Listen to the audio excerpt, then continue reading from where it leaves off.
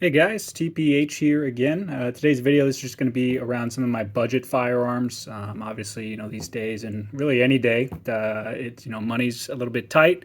We can't always spend as much money as we'd like to on our hobbies. So this video is going to cover some ways that you can get some more training, some ways that you can maybe get some larger caliber pistols or those 9 millimeters as well for within a budget. A few $100s that I've spent on a few of these pistols here that I'm going to go through. For starters, this is my first and only 22 caliber pistol. This is the Torex TX22. Some of the benefits of having a cheap little 22 is the ammo is incredibly cheap. You can buy thousands of rounds for the price of maybe what you'd pay for 100 rounds of 9 millimeter.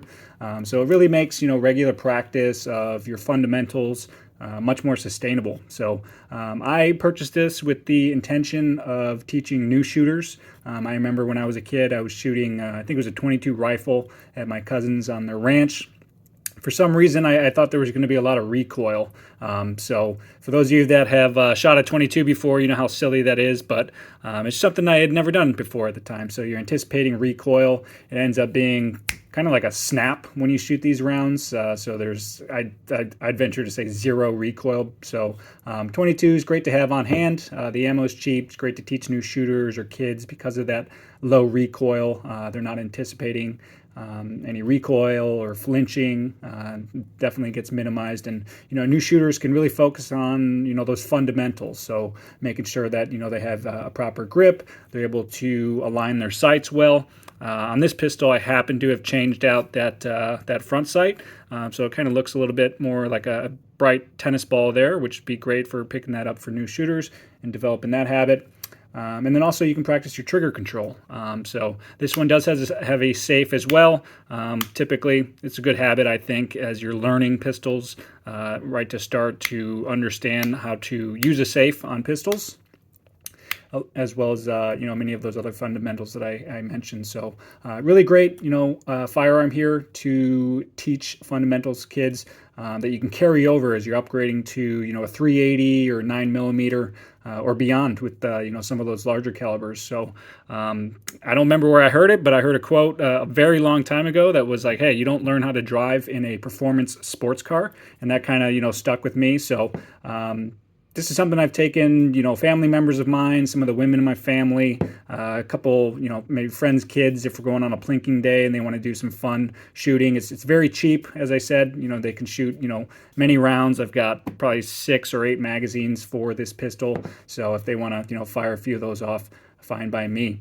And speaking of fundamentals, the only thing I added to this pistol is not only the front sight, but just these added grips as well. So it is a full-size feeling pistol. I would say I have, medium, smallish hands, I guess. I'm not, I don't have large hands per se, but there's plenty of space here. So if you are a larger guy, or this is something that you want a kid to practice on, I think this is a great pistol. Of course, a month or two after I purchased this TX22 for around $250. I think it was a month, maybe 2 months later, the TX22 Compact came out. So that one is a little bit shorter, as the name implies, but also allows you to add an optic and had some other features in there as well. So a little bit salty on that one, but this is still a great pistol, no complaints. I like the color scheme. It's always been a fun shooter for me.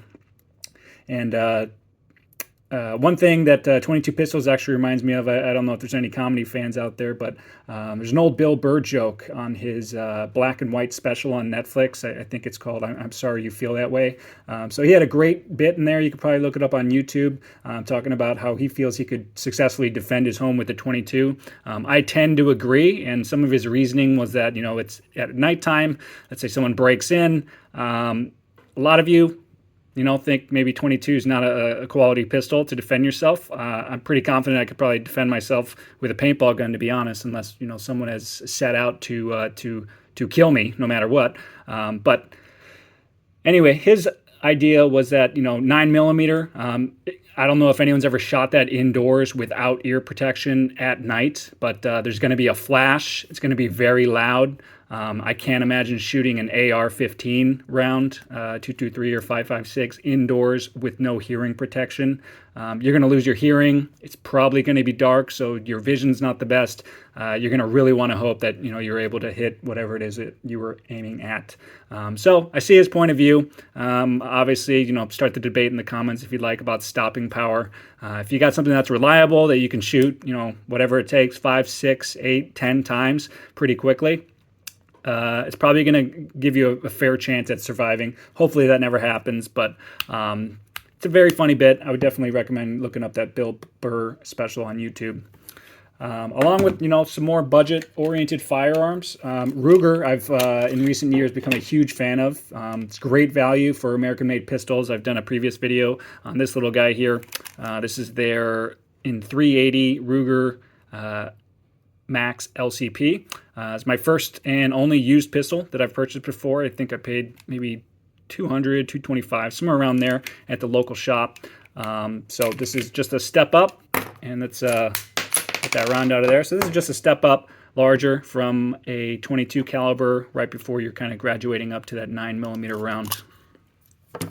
And speaking of 9mm, again, as I said, big fan of Ruger. I think it's a great value that you're getting with their pistols. So this is their Ruger. This is the Ruger Max 9. Optic ready as well, so that's something that's pretty cool if you're into that. Only thing I added, as I've covered in a previous video, is upgrading the trigger and also adding these grips as well. Sights are fine by me. It does glow in the dark at night as it comes, so this is excellent. I think I pay maybe around $315, $325, something like that. I would have to check for this pistol, but it's really a great value. I try to support American-made products, but I do really want to make sure that they're quality. So far, this pistol's never let me down. I've probably got, I don't know, guesstimating 500 to 1,000 rounds through this pistol at the range.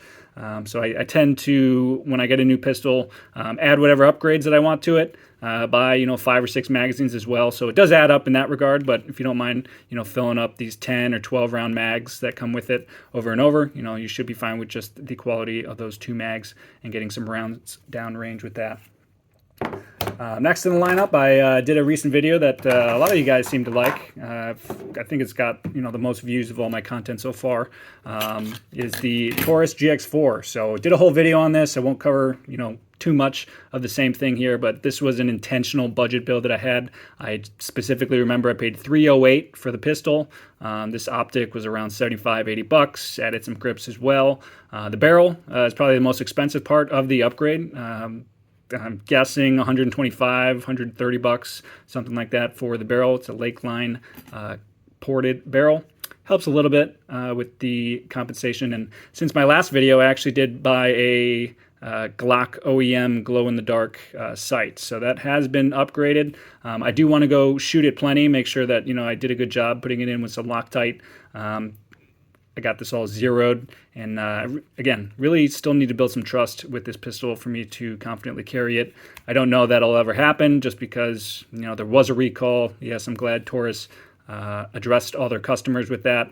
I don't know what they did with it. I don't know what was affected, if it was that serious or not. So for that reason, I can't really come to trust myself. But as I stated before, most ergonomic pistol that I own in 9mm here. I love it. For the range, I want to love it for everyday carry, but as of now, cannot bring myself to trust it. And then lastly, Palmetto State for the poors, as they say, Poor State Armory or something like that. They recently had a deal on their micro dagger, so I'm a big fan of how this feels as well. So that deal that they had, I don't know if they still have it, but for $70, it was the lower. So these are 15 round mags that it comes with, and it included 2 magazines for $70. You get the lower and 2 magazines. So that was all I needed to see. Went ahead and ordered that and built myself a nice little what I'll call hunter color themed upper here. So barrel and the slide are both by Hooper Gunworks. The sights, these are Ameriglow. I've had some great luck with Ameriglow sights in the past. I've always enjoyed them. I think I've got 3 or 4 sets of Ameriglow sights on different pistols, so big fan of that. Kind of wanted to keep it with the green theme, kind of matching the OD green slide. And then you can see it's a bit of a brown, copperish looking color there to the barrel. That's about all I have here for my budget oriented firearms here. Let me know what you guys use. Do you trust any certain brands? Is there another brand that you would name? I'm sure there's plenty of competitors out there. You know, the budget oriented pistols is a huge market. People are wanting to get in without having to spend, $1,000 on their first pistol. So leave a comment, and if you feel like I earned it, let me know. If you liked the video, leave a like.